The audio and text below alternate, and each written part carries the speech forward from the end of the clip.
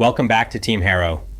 Today, we pick up with Scott Shepard as he details his actions during a base attack in Afghanistan. From there, we dive into Scott's transition out of the military, his work as a private military contractor, and how he ultimately became a professional pilot. Let's get right into it. And cleared a couple more buildings in the process. At one point, I got to a couple two-story buildings. Made a huge mistake on this one because one of the buildings was the base finance building, and the base finance guys locked themselves in the safe. And so me and Cody are going in there and we're doing one-man clears on each floor. We figure out we're like, hey, anybody in here? We're Americans, and they tell us hey, we're in here.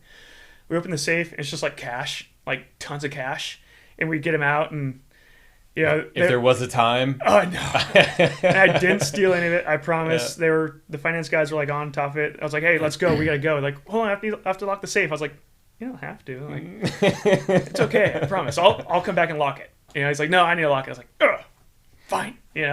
So they locked the safe and got them out. And so these two-story buildings, Cody's like, "Hey man, we can do this together, one floor at a time, or hit this thing hard and one man CQB this shit."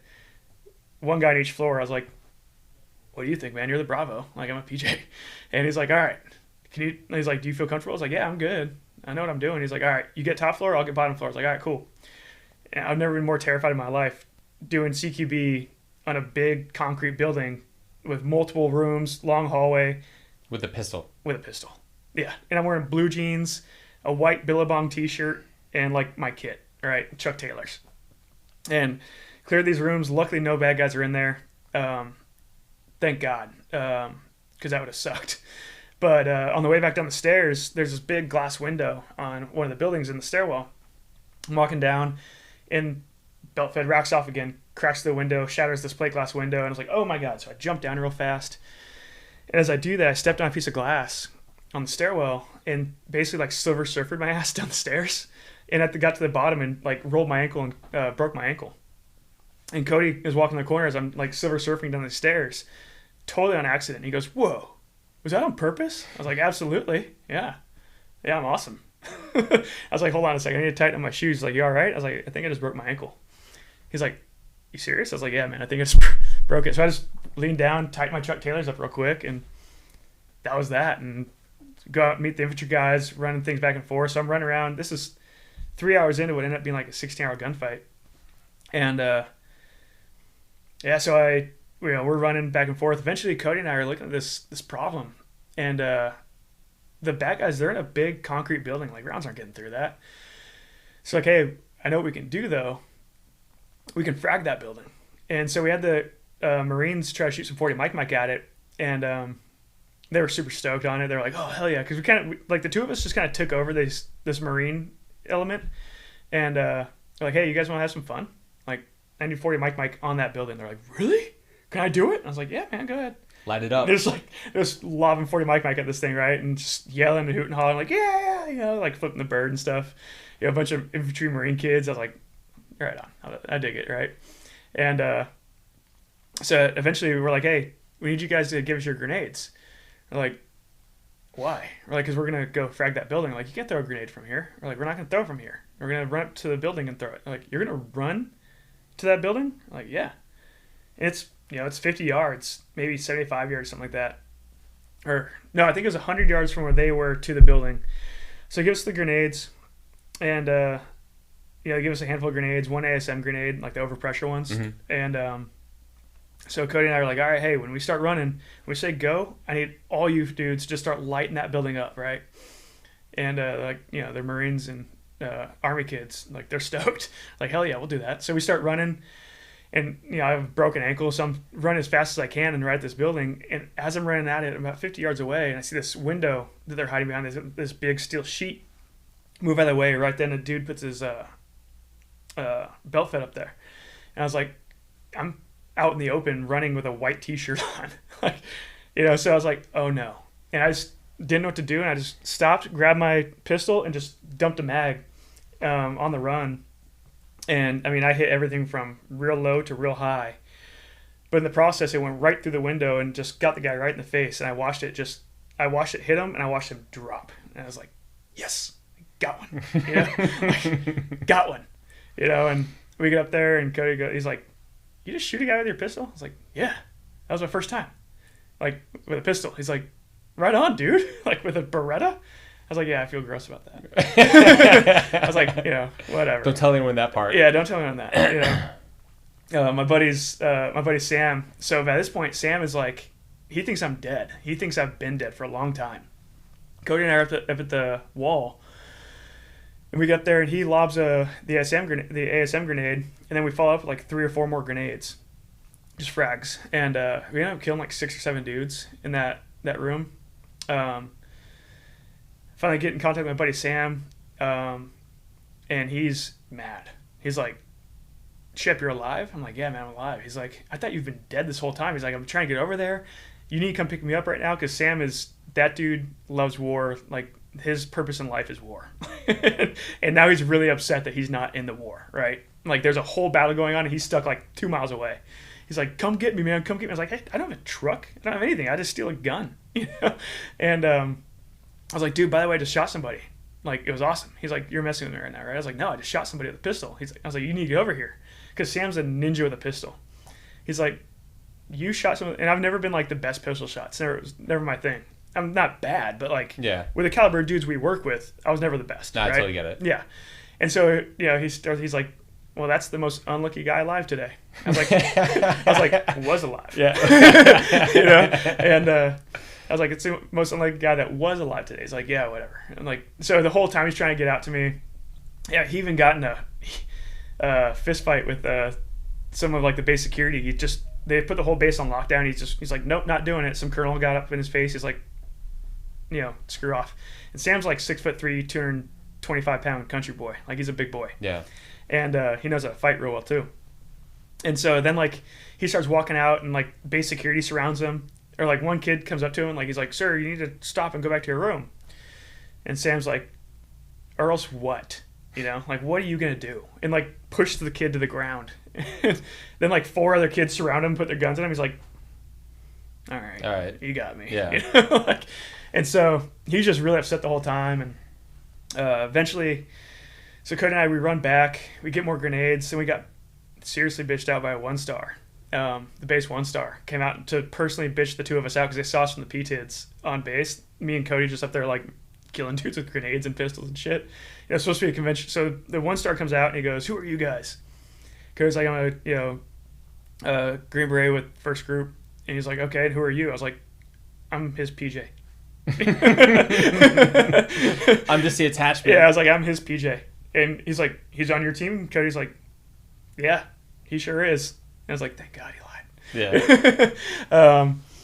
And he was like, this is, generally he's a conventional guy. And he's like, this is, conventional mission only, no soft guys. All soft guys stand down. We were like, why would you do that? Like, we don't want the varsity to play today. We want the freshman team to play. Especially after you guys just swacked. Yeah, like we 8 just dudes. like, you're welcome for yelling at us after we just did your job for you, conventional guy. And not the conventional, the kids themselves, they were fine, right? They're doing what they're told to do. But for a general to come out and like yell at us, who just took care of his problem for us, we were like, or for him, we were like, okay. So we start going back, and we're finding more people throughout the day. Kind of stayed away from the gunfight for a while. We found a lot more people that were hiding, a few more people who were injured. No one's seriously injured, but bumps and scrapes and bruises and stuff. Glass shattered in the face. Nothing major though. And then we go back to just see how everything's doing over there. And I see some of my PJ buddies and one of my controller buddies who are there. Another controller buddies are on a contract. Then my PJ buddies, they're deployed there, and they got in a lot of trouble too because their team sergeant, good buddy of mine, Rob. He got the same word, like, soft guys stand down. He goes, I didn't hear that. Turned off his radio, loaded his dudes up in the Razors, and they drove across the flight line to get in the shit, right? And they actually ended up taking one of the buildings that Cody and I already cleared and making that a sniper position up there. So Cody and I, we found out where they are. We go up, hang out with them for a bit. Where they gave us their 40 mics, and Cody and I are just lobbing 40 mics from a second-story window into their building. It was a good time. And then eventually we got caught again. They're like, is there soft guys up in that building? We're like, yeah, we just sniper fire and 40 mic rounds. Like, conventional guys only, soft guys, stand down. Like, we're getting yelled at, dude. That's unbelievable. Oh, it was crazy. Like, I think my buddy Rob got like a LOR or something like that. He got in trouble for it. I saw him like the next day in the chow hall. I was like, hey man, like, how's it going? He's like, oh, we got in a lot of trouble. I was like, oh, we just got put up for silver stars. He's like, what? I mean, he's like, that's awesome for you, but why am I in trouble? I was like, I mean, no one knows who I am yet, so yeah, I don't know if I'm in trouble or not. It's crazy, man. That's like your job is to run to the sound of the guns, right? Yeah, and it's one of those things like, when you watch movies, right? Somebody goes in there, my wife and I were just watching the movie the other day. Some dude goes in a diner, shoots up a diner, and everyone gets on the ground, right? And the guy runs out of ammo and pulls out a knife and starts getting people that way. And people are still just lying on the ground, like, letting it happen. And things like that before that day particularly, and I'd been in gunfights before, but it was always with, guys like you, right? Where it's like, I'm not worried about, myself getting into the gunfight. I'm trying to race you to get to the gunfight faster because you're going to beat me to it and you're going to get all the glory, right? It's like, so this is a foot race between the two of us. Not only fighting each other, we're going to fight that guy too. And so I always see these movies like, people don't do that. People will run to the gunfire, or they'll run to the enemy and they'll take that guy down. And that was the first time where I saw, like, oh, okay, people just kind of duck and hide and cover. And it's like, but see, we're the 1% of the 1%. Yeah, we're right? the mentally unstable one. Yeah. Yeah, like, usually loud noises mean go the other way, and we're like, I want to go find out what that is. Yeah, what was that crack? What was that crack? Yeah. Oh, it got closer. Yeah. Okay, I'm going the right direction. Yeah, and it was one of those things that it was a real eye-opener for the average person's mentality, and my wife and I have had this conversation before, and a big thing is, we live in a scary world and people do, really evil things, even here in America. And, I got a CCW. My wife she's getting hers right now. And so we've had to talk about, like, okay, like, you're getting a CCW to carry because, we're trying to have kids and stuff like that. You go to Costco, some lunatic goes into Costco, starts shooting the place up. I'm like, trying to tell her, like, babe, I don't want you trying to be a hero and going to smoke this dude. I need you to grab the kids and use the gun to get yourself out of the Costco. If people are still stuck in the Costco, like, that's not your job. Like, you can't save everybody. Save our kids and save yourself. She's like, oh yeah, don't worry. I'm like, but if I'm there, you take the kids, I'm gonna get my gun on, right? And she's like, please stop. Like, what?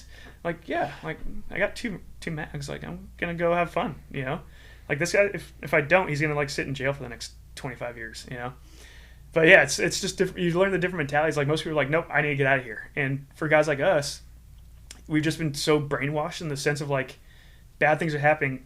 I got to go stop that no matter what. Yeah. Right? Nothing's going to stop me from stopping that. Yeah. I'm going to have to die for me to stop stopping this guy. And I learned that day finally. And, it's nothing bad against anybody there. It's just they hadn't had the training, the brainwashing that we had of, like, if there's bad things happening, you run towards it and you take care of it. That's what you do. And that day I finally learned that's what happens. But yeah, eventually they called us all back, and Cody and I, we start walking. His team the team that he was staying with, because he was actually rotating out of the country. They were on Bagram, so we start walking over to the team room on Bagram, the ODA on Bagram, and they dropped the building with like 8 250-pound bombs or something like that. And so he and I are just right outside watching the building get dropped, and we're like, that's kind of cool. We get to the ODA team room, and their team sergeant comes up and he's like, hey, Cody, he goes, is this your PJ?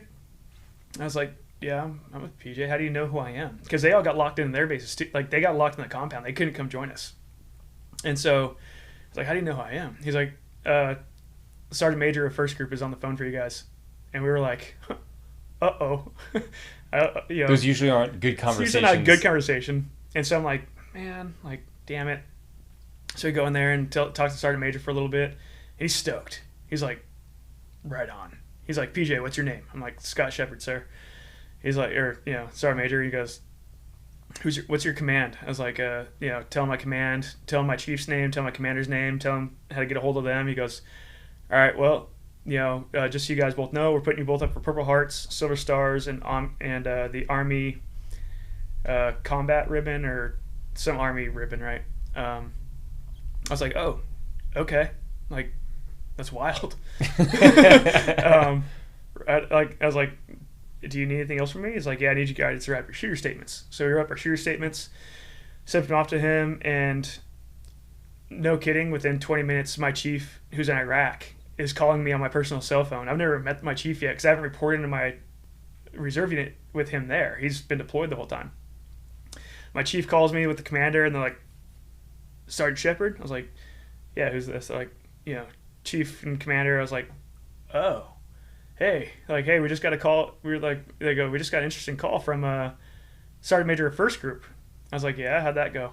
They go, sounds like you're doing some good work over there. I was like, thank God. All right. All right. And so, everything kind of worked out and it went through. It's still, last I heard, it's still going through. We'll see if it does. Yeah. I did it that day. I've had people like, would you do it if you weren't going to get the medal? I'm like, I didn't know I was getting a medal when I first did it. I was on a contract. I wasn't even on military orders, which is probably part of the reason that's kind of taking a little bit of time. And also is a huge mess up, the fact that they could get a 250-pound bomb or 2,500-pound V-bid that close to Bagram. It's kind of a big intel, screw up on their end. But yeah, I mean, everything just kind of turned out. I had a busted leg, had a slight TBI, and then my buddy Sam came and picked me up, and he was real pissed. He was very upset. He didn't want to talk about it. So that was really, the last go-around in Afghanistan, right? Yeah, that was, I went to Afghanistan one more time on a contract, and it was dead. Yeah. It was absolutely dead. Nothing happened once the entire time I was there. It was just cold. But yeah, that was kind of my last hurrah there. December 11th of 2019. I remember calling my dad when it was all said and done, and my mom. Be like, hey guys, you might see some things on the news. I'm okay. I kind of told him like a very cliff noted version of what happened and what I did. My dad was really mad. I just bought a boat December 8th while I was in Afghanistan. I was in Afghanistan buying a boat in San Diego that I was going to live on. And on December 11th, 3 days later, I get blown up and break my leg, and I get in this 16-hour gunfight. And my dad's like, you just bought a boat, man. He's like, I don't need a boat. What am I supposed to do with the boat if you die? Like, well, I'm not dead, so, I was like, also I have a broken leg. I'm not going to go do anything now. Yeah. And that was kind of my last hurrah over there. And the next kind of thing that broke my heart is when I watched that withdrawal. And then, kind of the transit, and then that withdrawal kind of happens as I'm getting out of the contracting world, which was hard. Contracting kind of dried up after that. My contracts were all to Afghanistan. And so I was kind of without a job. And so at 30 years old, I remember telling my wife, girlfriend at the time, I was like, well, I'm retired. I was like, I got 100% disability, permanent and total. I make that $4,000 a month just for waking up. I'm retired, baby. She's like, you're 30. I was like, yeah. It's like, yep, sure am. I'm retired. Yeah, the transition piece is so hard. The transition for me, when I got injured, I was trying to figure out what was next because in my timeline, the deal as an officer, you can only do your fun time on the team is only for so long. Yeah. You're the summer help, and at the time, I remember trying to figure out like what was next. I knew I didn't want to be an AOB commander. I saw what they did. It wasn't for me. I thought about going and putting in my packet to go take the long walk and go on the other side of the fence and continue down the rabbit hole of special operations. But I also knew that I would probably end up in a divorce and, the very stereotypical. Exactly. Yep. And so the other thing I did was I had my wife send me like a GMAT test prep book, and I would spend some time like trying to study for the GMAT while I was in Afghanistan. I remember I kept doing horrible like with the practice tests, and I just didn't want it, and I was like, this is stupid, and trying to figure it out. And obviously the decision was made for me when I stepped on the bomb, and you wake up in a hospital bed with no legs, and you're like, okay, well, now I have to figure out what's next. Exactly. And I had that with the withdrawal from Afghanistan to a point, but I was 30 years old, so I had both my legs, everything still worked. I mean, I had broken back, I had broken neck like 3 times each, bunch of broken bones, TBIs and stuff, but like I still worked all right. I was still able to operate. but I didn't want to be in the military anymore. I knew that, but I didn't want to stop fighting, right? And I was in this purgatory for better part of a year and a half of just drinking, sleeping in till noon, waking up, drinking, going to bed at midnight, like getting 13, 14 hours of sleep a day, and then the other 10 hours a day I'm awake, I'm drunk, because I was like, I'm retired and this is retirement now, 30 years old. And it wasn't until I met you, which was just a complete shot in the dark, a twist of fate, if you will. Like, I'm out there working on my boat, and I'm wearing my PJ hoodie, and I see Dave, and he goes, "Hey, you PJ?" I was like, "Yeah, how do you know what that is?" How do you know what that is? No one knows what that is, man. PJs don't know what that is. And he goes, "Oh, my good buddy's Green Beret." I was like, "Sure he is." You know a guy, yeah, sure. You know a guy who's seen a Green Beret on TV one time. Yeah, same thing. And he goes, "Oh, yeah, his name's Ben Harrow." And I was like, "Why do I know that name?" He goes, "Yeah, he lost his legs in Afghanistan." And I was like, "Oh, okay, yeah, I know his name, because I'd heard about you before." And so Dave and I became really good friends that way. Just at it, because, the SOF background, he has a, huge appreciation for vets, especially in the SOF community. The first time when Dave and I became friends, working at a cybersecurity company, and then obviously in PAM jets, exchanging stories, and he was telling me some stories, and he told me some stuff about when he was working for a pharmaceutical company and they had to fly to Africa. My first thought was, wait, were you like an agency guy, but like you're vetting me out? Like, well, especially because he's got like, he's got the very Jewish look, and you're like, what were you doing over there? Yeah. Who were you flying for? Who were you flying for? Yeah. Big bald, the bear Jew. Yeah. Yeah. And just like, oh yeah, pharmaceutical guy. Yeah. Okay. Yeah. Yeah. The transition's tough, man. My first gig outside of the military was so obviously dealing with losing my legs and the whole medical ordeal and the process of learning how to walk again. But I realized that I had to figure out like what was next, right? Yeah. And I remember being in the hospital and thinking like, all right, well, all my West Point friends, they're going and getting their MBAs now. And so I guess that's the thing that I do, right? And we, you do that in the military. It's like, well, all my classmates are doing this, so I guess I must do this also. Yeah. And I was applying to like all the top schools and stuff, and I ended up getting a phone interview with the dean of admissions at Kellogg for Northwestern. Okay. Up in Chicago. And I'm telling her my story, and she's like, "Ben, you have an amazing story. We'd be honored to have you here. We'd love to have you here. But I just got to ask, why do you really want to go to business school and get your MBA with everything that you told me that you've done?" Yeah. And it really put me like back, and I was like, I don't know. But I was able to do like the officer thing and tap dance around the question and be like, "Oh, well, I really want to learn this and that," and she's like, "Okay, well, no, it's great, and thanks for we'll let you know, etc." And I remember hanging up and thinking, why do I want to go to business school? Yeah.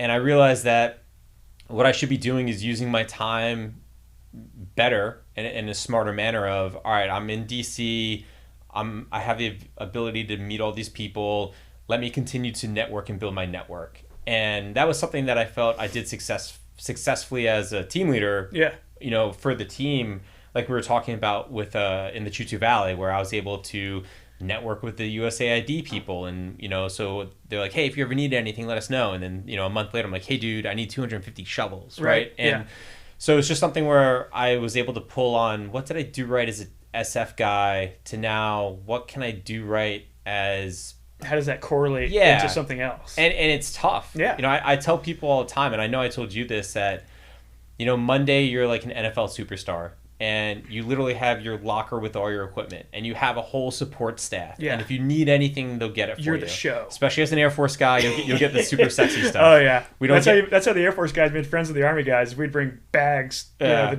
dead hooker bags. It's all Patagonia full of gear. And yeah. Like, what size do you wear? Here's your jet boils for everybody. Yeah, get a jet boil. We're like the drug dealers of Gucci gear. Yeah. Like, what would you like? Can I go on this mission with you? Yeah. But yeah, you're a stud on Monday, and then by the end of the week, you're out on the street corner. Yeah. And shame on you if you haven't figured it out before then. And I realized that while I still had this time before I officially medically retire, I'm going to do everything in my power to figure it out, right? So I just knew I was going to network with whatever. And I started to just go to all these different events and get business cards and shoot off emails. And I was just trying to turn my relationships into an opportunity, and that opportunity into an apprenticeship, and that apprenticeship into some sort of job offer. Yeah. And some of them were great and some of them were bad. And even the bad ones were good because I realized I don't want to do that. You know, one of the things I had the opportunity to do was I was at one of the intelligence agencies in the DC area. Yeah. And I was attached, got a job attached to the soft task force and the IED task force. And it was cool where, I'm surrounded by other old, this guy was a MARSOC guy, and this guy was an old SF guy, and this guy was a SEAL. But I just knew it's not for me. Yeah. If I'm not in the game playing, I don't want to sit on the sideline. No, and that was kind of, and that was my thing with the reserves. Like the reserves, I always just felt like it was a part-time job, which it is by definition. Yeah. But to me, it's not a job you can be part-time in, right? Like, if you're part-time, if you're only half-time there, you're a danger to yourself and you're a danger to your teammates. And I realized, like, as a reservist, my contracts were up. I tried to go be a firefighter for a little while in San Diego. I even took the San Diego firefighter physical fitness test, and with a background as a PJ where we have, all the rescues that you can do. I was a shoo-in.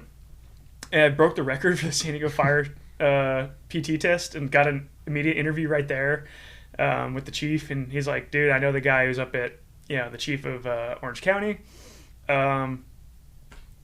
You don't want to work for San Diego. We don't pay our guys here a lot. But with your resume, you can go make really good money up in Orange County. I was like, all right, cool. And I already had some buddies up there, prior PJs. And so I was like, yeah, I can do that. And so I sent my medical records in, and they immediately turned me down, because they're like, okay, so you're super qualified, but you're already 100% permanent and total disabled. Broken back, broken neck, broken legs, broken arms, shattered, broken jaws, like just different things about my body are broken. I need shoulder replacements, and they're like, so we can't hire you as a firefighter. Like, you might die in the job. It's like, yeah, that's fair. So once that happened, like, that was my only other option. That's all I knew how to do. Like, I know how to do rescue and I know how to do war. And if the war's over, can't do that, and rescue won't have me. So I'm retired. Yeah. So what do I do? What do I do? Right. So I kind of floated around for a bit, and it put a huge strain on my relationship with my woman. She was not happy with it, but she understood, right? She wasn't stoked on it. She was trying to push me as much as she could, but she was being very gentle about it, which I appreciate. Because she knew I was dealing with some stuff, right? Like, there was stuff that I had to deal with. But I was the first military guy she's dated. I was the first operator she's ever known. Like, she doesn't know anything. This was completely uncharted waters for her. Yeah. And so, became friends with Dave, and we're hanging out a lot. And Dave and my wife are trying to get me to go pilot for a long time, like 2 years. I just remember telling him, like, I don't want to be a pilot, man. Like, pilots don't make any money. Pilots, they're always gone. Like, I don't have a college degree. Like, also, it sounds boring, right? Like, I want to learn how to fly and just fly myself around, but I don't want to be a pilot. Like, that's for old fat dudes, And so for like 2 years, Dave's working on me on this. You and I meet, right? And the conversation you and I had was kind of put things into perspective a lot, because hearing things from Dave or hearing things from my wife, like, they want what's best for me, but they don't know the mentality that guys like us have, right? Like, we're fighting dogs. Fighting dogs, when they're done fighting, they get put down. Fighting dogs when they're people, you can't just put us down. So what do? Put us out to pasture in some other way? What do you do with them? What do you do with them? All I know is war, and I can't do that anymore. So what do I do? And when I got a guy like Dave, as nice as he is and as well-intentioned as he was, telling me, like, well, just go be a pilot. Or my wife, who loves me more than life itself, who's like, you can go be a pilot. I'm like, what about what I've ever done in my life? Like, I jump out of airplanes. I don't fly them. What says pilot about me? What says pilot about me? Like, I jump out of airplanes at 30,000 feet with oxygen mask on and night vision goggles, wearing, the kitchen sink. Yeah. Just to see if it can do it. you know? Yeah. And, but talking to you is like, you know, you told me about, you know, trying to go the other side of things for a bit, and losing your legs made your decision for you. I didn't have that, thankfully, didn't have that opportunity to rise. And I still got both my legs. Yeah. And so I made the opportunity myself. If I don't want to be in the military anymore, but I want to keep doing war, so how do I do this? And, you know, talking to you about, like, you've eventually got to put it up now. You eventually got to put it up one day. You can either put it up when you look like you and bad things happen, or you can put it up when you still have all your pieces and parts and you're still young enough to figure out what to do with the rest of your life. You know? And I was like, oh, damn. I'm like, yeah, okay. Because you're like, dude, you can't do this forever. Because we both know guys that when I was contracting, I knew guys who were in like their 50s and, you know, they're in like their late 50s still contracting. Dude, it's like they're chasing the dragon. They're chasing the dragon, man. And like you talk to them and you're like, you know, how are you still doing this? Like, well, I got three ex-wives and 6 kids and they all fucking hate me, but man, I love this job. And you're just like, that's really sad. Like, that's depressing. I'm so sorry, you know. And like, I wanted a wife, and I'd had a wife before in the past, and that didn't work out for tons of other reasons, but one of which is she's a lesbian. So that'll put a little. You know, we'll make that one into a short. Yeah. But you know, like, I'd already been married once, and I love my wife now, and wanted kids and the house and all that stuff, but you can't have your cake and eat it too, right? Yeah. Like, you have to pick one or the other. Yeah. And so yeah, talking to you and talking to Dave, and then I was teaching medicine with a company, teaching combat medicine with a company with a great group of guys, ran by a prior Ranger medic. John, great dude, great medic, great. I mean, he's wise beyond his years. You'd think the dude's like 65 years old with the things he says, but he's like my age. And just great dudes that were in that. A bunch of us were, you know, wounded soft dudes. Most of the guys that work there are soft guys, whether it be Army, Navy, Marines, you know, Air Force, whatever. And one of the guys, he'd done this brain zapping therapy, and that's all he called it. He's like, yeah, they zap your brain. I was like, like, what? Like, electrocute you? You know? And he's like, yeah, they zap your brain. So I was like, I gotta check this out. So he told me about it, and he was a conventional guy. He was a Navy corpsman who was with Marine infantry guys. So he had to go through Wounded Warrior Project. So I contacted Wounded Warrior Project, and they go, oh, you were PJ? I was like, yeah. And they go, oh, you want to go through the SOC-F Foundation? I was like, okay, cool, I know who they are. And he goes, yeah, it's called MERT therapy. So I get in touch with SOC-F, and I did this brain zapping in Encinitas. Wounded Warrior Project and SOC-F both put it on. Just a different program for each. One is for soft guys, one's for conventional guys. And I did that for 60 days straight, every single day for 60 days. About 30 minutes a day, going to this little clinic in Cardiff, there in just north of San Diego. And they, you know, sit down, and it's, you know, a bunch of really, really nice ladies that work there. And you just talk to them, and they put this brick on your forehead that's like got like electromagnetic pulses in it or something like that. I don't know. And they just zap your brain for 30 minutes. And then, so does it rewire your brain? Does it recorrect your brain waves? Yeah. So what it does is with TBIs, with alcoholism, with depression, all kinds of different injuries and chemical imbalances can mess up the chemical pathways in your brain. Mm-hmm. What MERT therapy does is doesn't replace those, or it doesn't fix those pathways because they're dead and damaged. From what I gathered, I could be way off. But from what I gathered is it doesn't fix the pathways, it reroutes the pathways. So it goes around the damaged parts of your brain. So as I said, like, I was drinking way more than I should have. I was sleeping way more than I should have. I was doing absolutely nothing. I wasn't working out. I wasn't surfing. I wasn't riding my Harley. I wasn't sailing my boat. I was just nothing. I was just alive, right? A week in the MERT therapy, they tell you, hey, don't try not to drink when you're on this. I was like, that's lame. But all right, like, let's see if I can do that. And after a week of not drinking and doing the MERT therapy, there was just like, boom. My wife saw it like in a week. By 2 weeks, it was another, oh my God. By 60 days, I was a brand new person. I was taking my surfboard with me every day before before I had to go to this MERT therapy, I was surfing for an hour before I went. That's awesome. Once I was done with the therapy, I had my running shoes. I put my running shoes on. I'd do like a 3, 4, 5 mile run, beach run, do a big workout, like go get a big ass. I'd gain like 20 pounds because you're hungry as hell the entire time you're doing. Like even if you don't work out when you're doing this, you're still really hungry. And so I was eating a California like a baby-sized California burrito, like a human baby-sized California burrito every single day for 60 days. I gained like 20 pounds. but I was working out though and like getting my life back in order, and then Ukraine kicks off, right? I'm like, all right, another war. I get to go back to war again. Hell yeah, like the stars aligned. People are dying, you know? And so my wife at that point was like, she had it. She is done. She's like, dude, you just made so much progress to this MERT therapy thing. Like, what are you doing? Like, let's figure out what else you can do with your life. I was like, I did. There's another war. That's what I know how to do. She's like, you can stop doing that. Like, you can figure out something that that brings you home, keeps you safe, provides for your family. Like, you doing that is actually selfish, right? And that's what she told me. She goes, you doing that is selfish. I remember looking at her going, no, it's not, because I'm going over there to fight bad guys and save good guys. And she goes, you can tell yourself that lie all you want. You'll go whoever pays you the most money. Like, you don't care about Ukraine. You don't care about Russia. I was like, she's like, point Ukraine on a map. I'm like, in the east over here somewhere. you know. And so it was one of those things. She was right. She's like, yeah, you're just a war junkie. That's all you are. You're being selfish, and you're using the excuse of, I'm a really good person. That's why I do this. It's like, you're not a really good person. You're just really selfish. That's why you want to do this. I was like, oh, okay, maybe you're right. Yeah. So my buddy Sam had already been over there once. So I was going to go over there with them on the second one.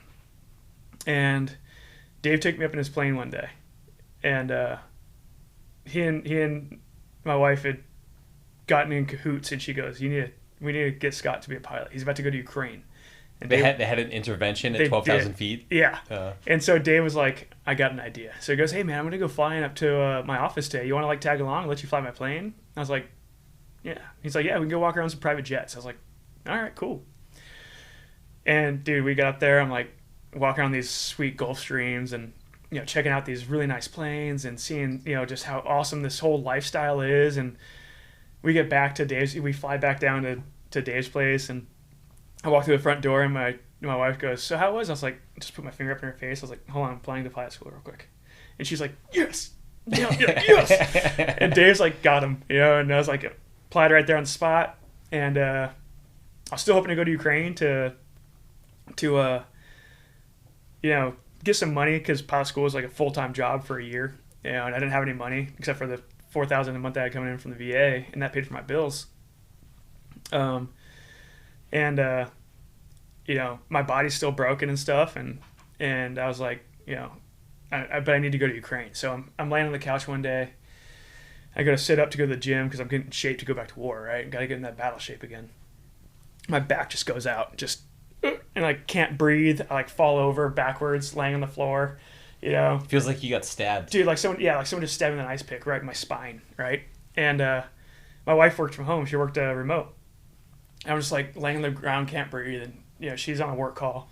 She gets done. She looks at her. She's like, what are you doing down there? I was like, I can't breathe. I need you to help me. She's like, what do you mean you can't breathe? I was like, I threw my back out. You need to help me right now. I can't move. She's like, oh yeah, big bad special operator who's gonna go fight in Ukraine and kill Russians. You need help getting on the couch? I'm like, oh my god, like shut up, dude. She's like, oh yeah, you're gonna go to Ukraine and fight Russians, big bad special operator guy, you can't even get off the couch? I'm like, dude, just please help me. She's like, you gonna go to Ukraine? I was like, oh my god, just give me a heat pad right now. We can talk about this later, right? She's like, all right, fine, just give me a heat pad.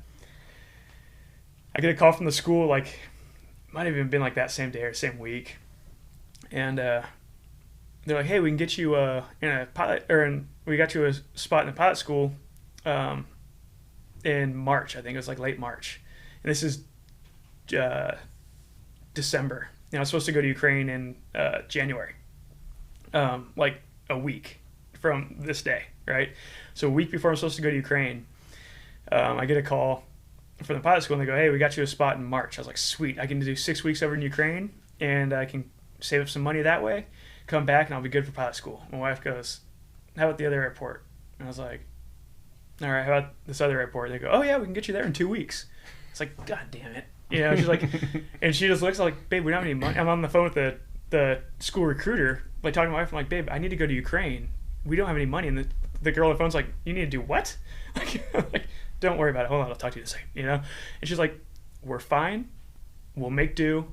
I'd rather be poor and have you than, you know, not have you at all, right? And so I was like, all right, you know, put me in that other school. I'll start in 2 weeks.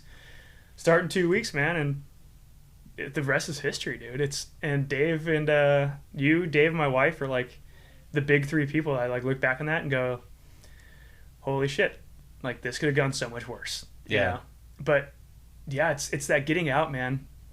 Because guys like us, we get out and we're so trained and so conditioned in this one way of life and this one way of thinking.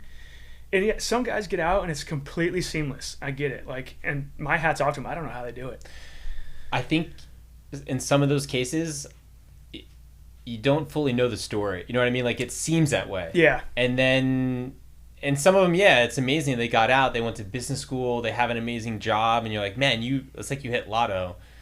But like I tell my wife sometimes, you know, we live here in South Florida and everything looks amazing and everyone has the beautiful Tesla or the Bentley or some amazing car and the beautiful family, and they go to the private school and they belong to like the perfect country club. I go, yeah, but you never know. What you don't know is the wife's a cokehead and the dad has, you know, 5 different mistresses and exactly. You never know like what the true story is of people.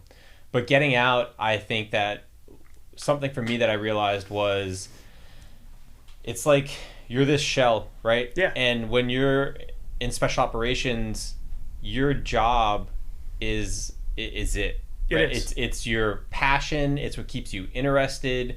It's where all your friends are. It's your family. It's your friends. It's everything. And when that gets taken from you, what we do is we go, all right, I had this fit in there, so now I need to find something that looks just like that to fit in there. And that's not how it works. It doesn't work like that. And you have to figure out like, okay, my family is a piece of that. My new hobbies and interests are a little piece of that. Yeah. My job can be a piece of that, right? And it's like this jigsaw puzzle pieces that now make up the shell of who you are. Yeah.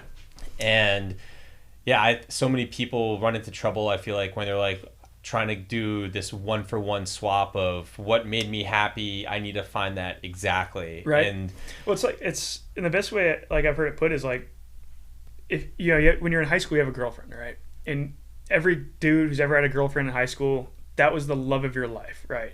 You know, when you were 16 years old, your 16-year-old girlfriend was, life without her was unimaginable. Then one day you break up and you're like, I'm going to die, you know, or whatever, right? And then you're looking for that exact same person, another person down the road. It's like, that's not how this works. Everything is different, right? You need to find something else that fills a different gap in your heart, you know? And that's what it was with me, man. It's like, you know, my mom and my stepdad, they always thought I should have been a pilot when I joined the military. And I was like, you guys knew me in high school, man. Like, you sent me to military school because I was failing out of high school. Yeah. I was not going to go to college. I shouldn't take this piece of metal up into the sky. Yeah, and they're like, oh, you know, now that I'm a pilot, like, we always told you should have been a pilot. And like, yeah, you told me at the wrong point in my life, though. And I really do enjoy the aviation industry. The private aviation industry is a world I knew nothing about. Until I met, you know, I knew about there were private jets. I didn't know the world that supports the aviation industry. I had no idea. Right. And meeting Dave really opened up my eyes to that. Yeah. Right. And my first gig out of the military was at this cybersecurity company. And that's where I ended up meeting Dave, where they asked me to stand up all the government operations. They were trying to really get into government contracting and selling cybersecurity to the government. And I lived in the DC area. I still had all my security clearances. Easy, yeah. Made sense, right? And so I handled all the government business, and Dave handled all the commercial stuff. And so that's how we got to know each other. And every day we were working together. And it was actually really good lessons learned. It's very comical. Yeah. And I'm gonna have Dave come on here. We're gonna tell a lot of stories. There you go. But if you ever saw that show Silicon Valley on HBO, there's so many things where I'm like, man, like I live that. I remember we did something very similar to that, right? I was like, your writers are really good. Yeah, they must come from this industry, right? And but it was like a lot of like good lessons learned. But some of like the lesson, some of the days that sucked or like the losses were probably the most valuable lessons learned. That when Dave asked me to come over to Pam and said, hey, I have this idea of a management company. I'm going to go start it with my friend. Would love for you to be employee number one and like help build this. And like I told him, I said, dude, this sounds awesome. Yeah. I'm all in. I'm not a cybersecurity guy, and this is kind of a sinking ship over here. I'm ready for a new challenge. I just got to let you know, all I know how to do is jump from planes and drop bombs from planes. Right. I don't know anything else about planes. Yeah. And he's like, I just need you to help me grow the business and run the business like you've done here the past 2 years. I'll take care of all the aviation stuff. Coming from the military, you'll pick it up. Yeah, and he's a great mentor too. Yeah, like he gave me a job at the company, and I got to my pilot school. He's like, hey, I'm gonna get you a job here. He never promised me anything, which is really cool about it too. Like, I was excited to go work for Dave, and I put all my eggs in that basket, but he never gave me the promise to do that. Yeah. Right. So like me putting all my eggs in that basket that's on me. Yeah. And I knew that when I did. I was like, if he doesn't come through, it's not on him. He didn't promise me a job. He just said he's gonna help me with it. Right. But but him and my wife getting together, and him being like, hey, if you just do the work, you can do it. You're a smart guy, you're talented, you'll figure it out, I promise you. He gave me way too much credit there, but I remember when you were studying for one of your exams, you sent me a picture of like the 3x5 cars and the flash cars that you had, and yeah, dude, it was like, I was not a good student in high school. Like, I think I finally graduated like a 3.2 GPA or something like that, but like one of my classes was like accelerated math. One of my classes was swim team. Like like digital art, right? Like I was like, oh, I'm smart. I was never a good student, so like I had to learn how to study. And luckily, my wife, she's really smart, and she got a 4-year degree in like 2.5 years, something like that, while working full time. And so she was helping me study. She probably knows more about planes than I do now because she helped me study, and she's just smarter than I am. But yeah, him giving me the opportunity to do this, and you helped me out with like it was a huge thing. It was like Dave giving me the opportunity. You helped me out with the mentality part because you're the one who really got it. Like my family didn't get it. My friends that I operated with, like they're still operators. So like, just keep operating. I'm like, I know, right? Like, right? like these 3 people here, they seem smart and like they're genuine, but like, and then it's like, you're like, look at me, man. You can end up like this and have the decision made for you, or worse, be dead, or you can make the decision right now on your own, figure something out, so you don't have to do it. I was like, oh shit. And then my wife basically being like, hey, I love you. I want to make a baby with you, but I will not do that if you're still doing that. And I was like, that's fair, Yeah. And like that's a very fair. I've told that story to a million people now, and not one person's like, well, that's kind of mean. They've all been like, no, that's fair. Yeah. You're like, wait, I was the asshole this like the whole time I'm thinking she's like this selfish, like woman who's like, no, you can't do that. I'm like, I'll do whatever I want, dude. And like, no. Everyone's like, no, you're actually an asshole. Yeah. Like, oh man. Don't worry, it's the same story. I know the story very well. Yeah. Dude, my old team sergeant, when I was on active duty, one of the most talented, smartest dudes I've ever known in my life. He like gave up the team sergeant position. He's killed more people than cancer, right? Like solid dude, JTAC since the beginning, and everyone worked with him all the time. And he finally got to the point. He's like, my wife's a nurse. I got 2 or 3. He had 2 girls at the time. He might have 3 now. But he's like, no, I got a family. He's like, I'm gonna go ride a desk, boys. Deuces. Like, see ya. And we're like, wait, you're done going? What? No, like you're legendary, man. Like you can't do this. He's like, no, I got a wife and kids. I'm gonna go sit at this desk. Yeah. My uniform's gonna look really nice all the time. We're like, you wear a uniform? Like I wear PT shorts and flip flops. But yeah, it's that transition from such a high intensity, very important, very self-fulfilling job too. It's so like every day you're out there and you're doing the job. The cockiness does still live inside of all of us, and it definitely, I'm very well aware it lives inside me. Like every day I'm out there doing it with the best dudes in the world. I'm like, man, the only people in this entire world who are better at anything than me are right in front of me right now. No one else in this world is better than me at anything. You know, and you're like, I'm the fucking best, dude. Like, I'm the bomb. Yeah. And then you got in the civilian world and you're like, you know, you got this chip on your shoulder. You're like, I was this badass dude. And everyone's like, yeah, I don't care. Like, You sent me on Instagram this week, I think it was, a flag, and it had that quote from Full Metal Jacket. yeah. And it's when the guy's talking about the VC, and he says something, I'm going to butcher it, but he says something along the lines of, I don't know if you remember Yeah, it. I do. Yeah, it's like, you know, I'll never meet a caliber man at back home. It's something like I'll never meet a caliber man back home like the men I've killed today. You Yeah. know, like it's true. Yeah. And you're I never, in or like the men I was with today. watching Full Metal Jacket growing up and Yeah. being in the military, like, this is just a great army or marine movie, military movie. And you're like, oh man, that dude is crazy, right? Like, Yeah. it's just like it's the stereotypical Marine in Vietnam that's kind of like on the edge, Yeah. and you're like, whoa. But looking back at my time in Iraq and Afghanistan, and then dealing with people here, and like you're saying, Yeah. like the enemy that you fought at times, right? Yeah. They're of such a caliber of people. Even though you were you wanted to kill each other. Yeah. There was a respect there Yeah. for like I always felt like, I don't know if you had the same feeling, but I always felt like whenever I was overseas, that was reality. Yeah. When I came back home and it was, you know, with a girlfriend or, you know, family or whatever, I was like, this is make believe. Like, this doesn't exist in the real world. You know, like, in no other point in history has anything like this ever existed. So why is it existing in this little spot in time right now? But yesterday I was like stacking bodies and doing medicine and like being awesome. Yeah. You know, and yeah, you come back and you're like, this isn't real. Like, you're always looking forward to the next time you go back out because you're like, that's reality. I want to go back to reality. That's what my reality is. Gina used to say that, like clockwork, when I wasn't deployed, I was gung-ho and, I want to do Delta and I love this and Yep. da-da-da-da-da.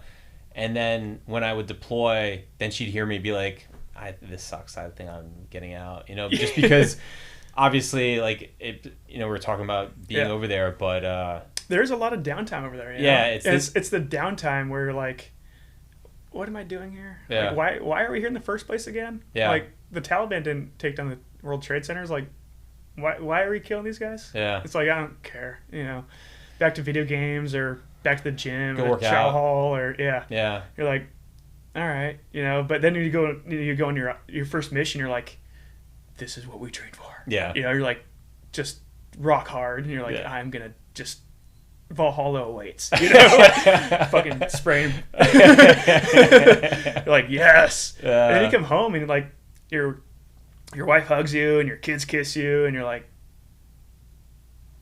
that's two different worlds, man. Yeah. I just time traveled. You know, like it's really, unless you experience it, man, you can't. you can't. It's so hard to describe to people. Yeah. It really is two different realities. Yeah, it's two very different things, you know. Yeah. And like, yeah, like the downtime over there is like mind-numbing downtime. Yeah. Sometimes, you know, you're just like, what the hell is going on? Like, let us go on a mission. Let us loose, or let me go home. Yeah. You know, I haven't been laid in 6 months, man. Like, you know. That would be nice too. Yeah, like I miss all that stuff. Like I miss smelling pretty girls and Yeah. like, you know, seeing nice hair and stuff. Or walking by, like you're on Bagram, you haven't showered in 2 weeks. You finally get to Bagram, your beard's long, your hair's gross.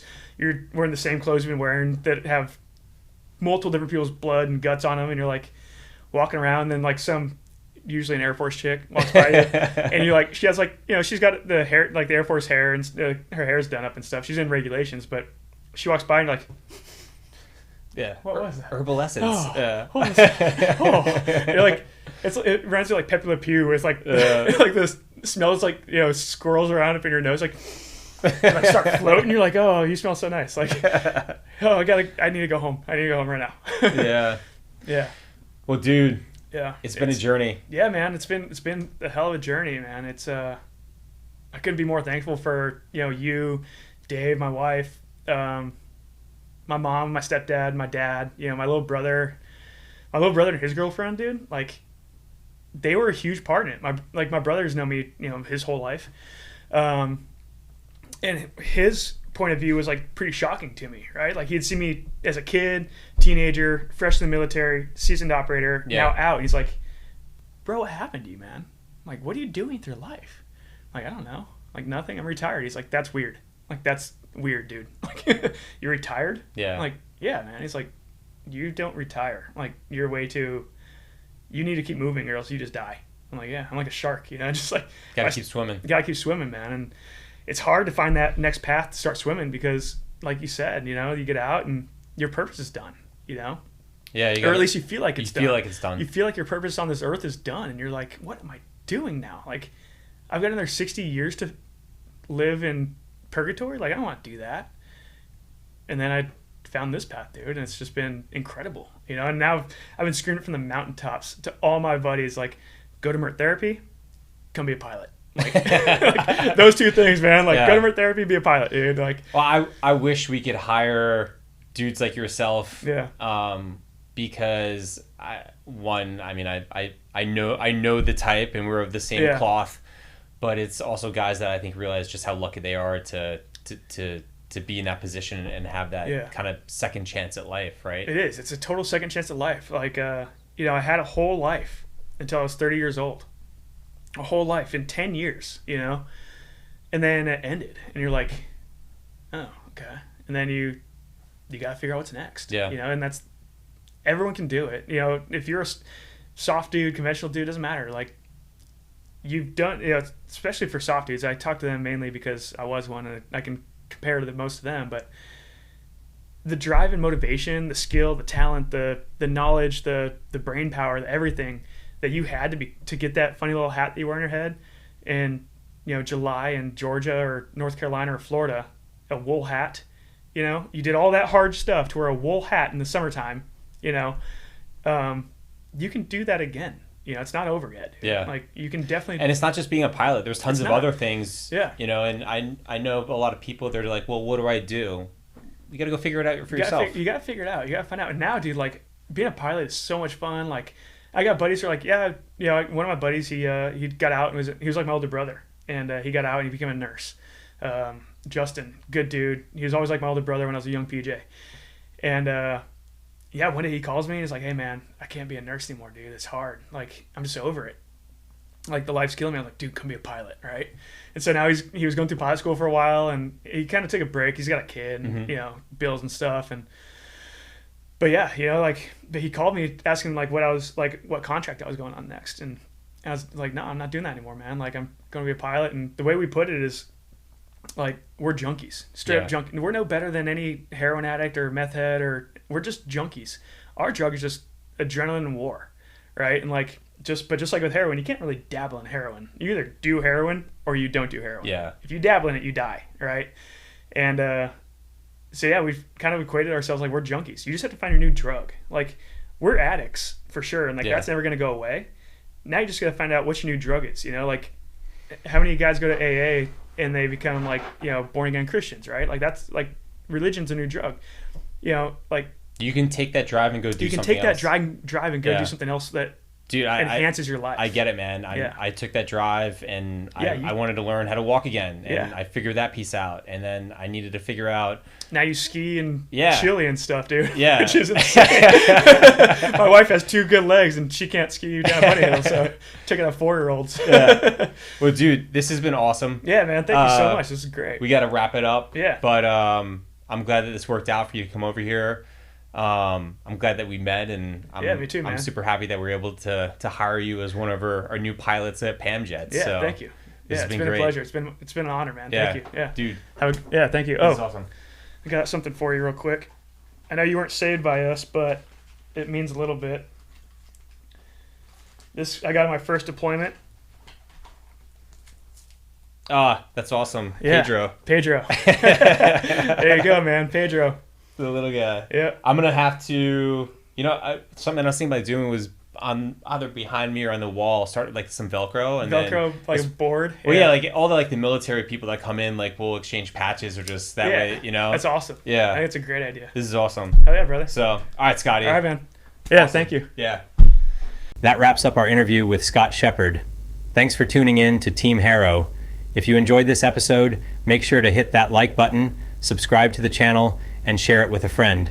We've got more incredible stories coming your way, so stay tuned.